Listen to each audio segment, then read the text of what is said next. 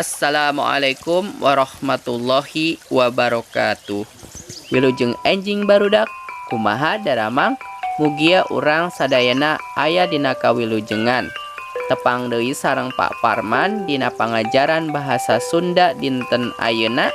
Ayeuna urang baris diajar ngeunaan pangjembar basa lembur kuring anu judulna Kuda Renggong. Bahasa Sunda di kelas genep yuk diajar online. Mangga nu teu acan subscribe heula Wilujeng Nyakseni.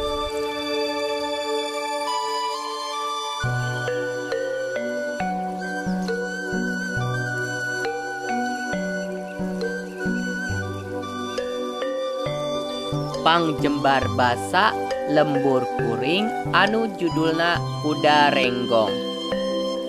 Kuda Renggong kaasup salah sahiji kasenian Sunda. Mimitina aya di desa Ciburuluk, Kacamatan Buah Dua, Kabupaten Sumedang.